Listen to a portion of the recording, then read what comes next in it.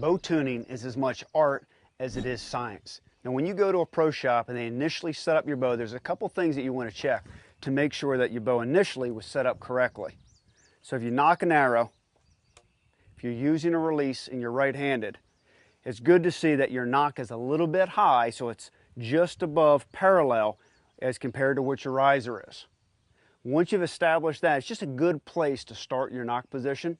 You also want to check the center shot of your rest to your grip. The center shot meaning the center shot of your rest down the center line of your grip. And again, this is where you're going to start.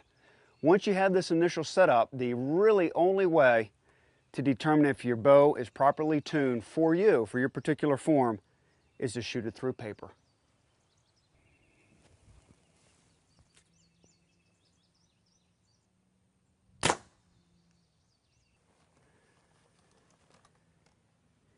As you can see here, my nock ripped a little bit high going through the paper. You can see the center line of my arrow and my fletching just a little bit higher.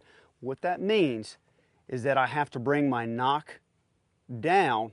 So what I have to do is I have to take my loop and move it down. Now, if I were to rip below, so I was nock low, I need to move my nock up by moving my loop up. Now, if the paper were to tear left, this typically means I have a weak spined arrow. There's one of two things you can do there.